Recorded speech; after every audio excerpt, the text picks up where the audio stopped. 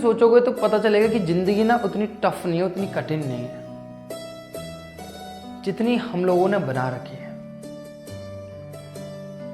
Life की अगर बात करूं तो लाइफ उतनी टफ है नहीं, लाइफ बहुत इजी है। टफ है उस व्यक्ति के लिए जो आज कंफ्यूज्ड है, कठिन है उस व्यक्ति के लिए जो आज डिसाइड नहीं कर पा रहा। आज वो कंफ्यूज्ड है ये पता लगाने में कि मुझे जीवन में करना क्या है। आज जिस व्यक्ति को अपनी लाइफ का उद्देश्य ही नहीं पता ना, आज उसके लिए लाइफ बहुत कठिन है। और आज अगर मैं ये कहना चाहूँ और मैं कहूँ इस बात को कि मोस्टली ऑफ द पीपल 90% लोग आज कंफ्यूज्ड हैं। कंफ्यूज्ड है ये जानने में कि जीवन में करना क्या है, तो ये गलत नहीं होगा। 90 से 95% ही जा सकता है, 5% ही कहीं कह सकते हैं जिनको पता होगा, जीवन में क्लियर होगा कि मुझे जीवन में करना क्या है। आज हर कोई इस बात में कंफ्यूज्ड है कि मुझे जीवन को करना क्या है, इस बात का वो पता ही नहीं कर पा रहे। इस बारे में डिसाइड करने में ही वो कंफ्यूजन में है। आज एक बच्चा एग्जाम की किसी की तैयारी कर रहा है, रात में पढ़ने बैठता है, दिन में पढ़ने बैठता है, उसके माइंड में तब भी ये चल रहा होता है कि मैं जीवन में जो कर रहा हूँ, जिस एग्जाम की तैयारी कर रहा हूँ, क्या वो सही है या गलत है, क्या मेरे लिए जीवन में यही काफ़ी है, कि जो रास्ता मैंने चुन लिया वो सही है मेरा। इस बात में भी उसको कन्फ्यूज़न है। आज कोई बिजनेस खोलता है और बिजनेस को चलाने की चेष्टा करता है, उसमें भी उसको कन्फ्यूज़न है कि क्या मैं ये बिजनेस मेरा सक्सेसफुल हो पाएगा या नहीं हो पाएगा, क्या मैं इसको चलाऊं या ना चलाऊं, क्या इससे बढ़िया कोई और बिजनेस है, तो वहां भी वो कन्फ्यूज़न में चल रहा है।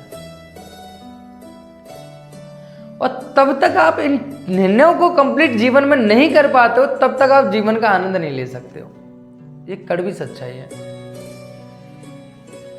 जीवन में 2 मोमेंट बहुत अद्भुत बताए गए हैं। एक पहला, जब आपका जन्म होता है, वो स्पेशल टाइम होता है।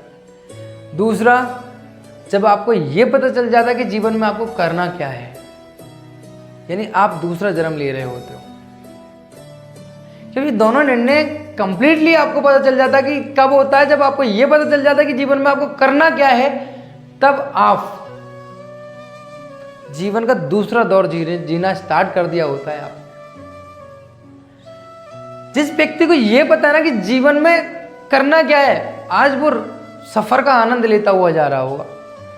मैं इसको एक एग्जांपल से बहुत तरीके से समझाता हूं कि आपको मानो कि 2 पॉइंट है, ए और बी। आपको ए से बी पर जाना है। जिस व्यक्ति को ए से बी पर जाना है, सिर्फ ए से बी पर जाना है, वो उस व्यक्ति को देखना, इस व्यक्ति की सफर में जा रहा होगा तो आनंद लेता हुआ जा रहा होगा, क्योंकि एक मंजिल का उद्देश्य है सिर्फ उसके पास। और इस व्यक्ति की स्पीड भी कैसी होगी, तेज होगी।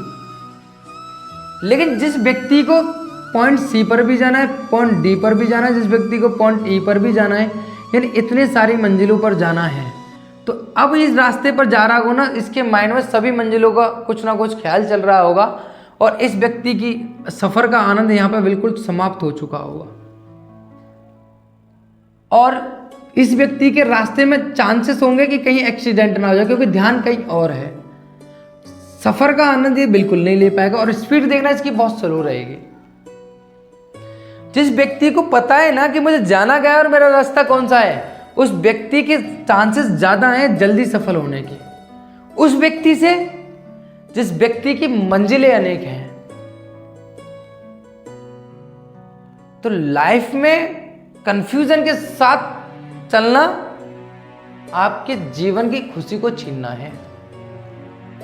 तो आज कंफ्यूजन की में ना रहकर आप थोड़ा वास्तविकता में उतरो, और हर एक रास्ते में उतनी गहराई है जितनी गहराई में कोई दूसरा व्यक्ति बैठा जिसकी आप कल्पना कर बैठे हो कि उसकी जिंदगी अच्छी है। हर रास्ते में उतनी गहराई है, बस अनेकों लोगों ने अपने अपने तरीके से कहा कि आप अपने खेल के अच्छे खिलाड़ी बनो। बस